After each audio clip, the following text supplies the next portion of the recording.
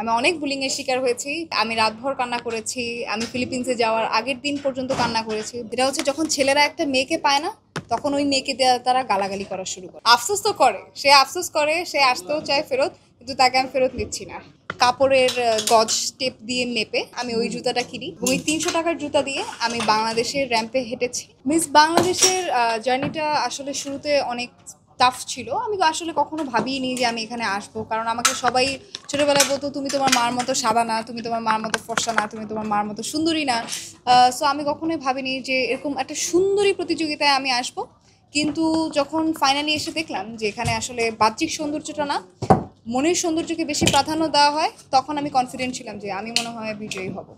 গ্রুমিংয়ের সময় আমি যখন গ্রুমিং আমার হয়, আমি যখন আমাদের লা মেরিডিয়ানে গ্রুমিং হয়েছিল, 3 দিনের বুট ক্যাম্প ছিল এবং এটাতে আমি জয়েন করে দেখলাম যে আমি ছাড়া বাকি সবার কাছে হিলস আছে এবং তাদের প্রত্যেকের হিলের দাম 5,000-6,000 টাকা করে। আমাকে বড় করেছে আমার সিঙ্গেল প্যারেন্ট, সুতরাং এই রকম প্রেশার আমি না দিয়ে রাজলক্ষ্মী থেকেই 300 টাকায় একটা জুতা কিনি। কাপড়ের গজ টেপ দিয়ে মেপে আমি ওই ইঞ্চিটা ফিক্স করে আমি ওই জুতাটা কিনি এবং ওই 300 টাকার জুতা দিয়ে আমি বাংলাদেশের র্যাম্পে হেঁটেছি, আমি ফিলিপিন্সের র্যাম্পে হেঁটেছি ওই 300 টাকার জুতা পরে। সুতরাং আমার মনে হয় না কোনো বাধা, কোনো বিপত্তি আসলে কোনো কিছু। তুমি যদি মনোবল তোমার যদি স্ট্রং থাকে, তোমার ইচ্ছাটা যদি স্ট্রং হয়, তাহলে অবশ্যই উপায় হবে এবং উইল ইজ দ্য বিগেস্ট পাওয়ার। আমার ফিলিংস ছিল এরকমই, আসলে সবার মতো লাইক আল্লাহ আমি জিতে গেছি। আমার কাছে এরকমই ছিল। কোনো কিছু আঙ্গুর ফল টক, আঙ্গুর ফল টক, এটা আমরা শুনেছি।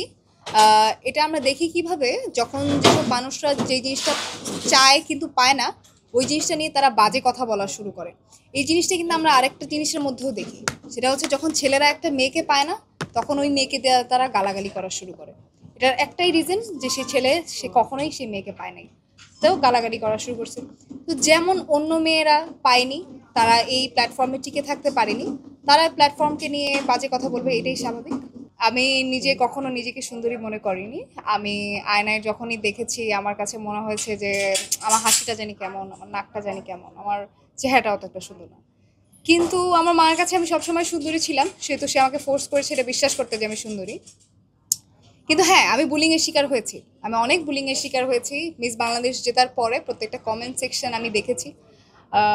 যেহেতু আমি অনেক নিউ কামার ছিলাম, আমি জানতাম না যে আসলে ক্রিটিসিজম দেখতে হয় না, কমেন্টস দেখতে হয় না, আমি জানতাম না। আমি দেখেছি, আমি রাতভর কান্না করেছি। আমি ফিলিপিন্সে যাওয়ার আগের দিন পর্যন্ত কান্না করেছি। ভয়ঙ্কর প্যানিক অ্যাটাকস হয়েছে যে মানুষ আমাকে নিয়ে এত উল্টাপাল্টা কথা বলছে, এত বাজে কথা বলছে।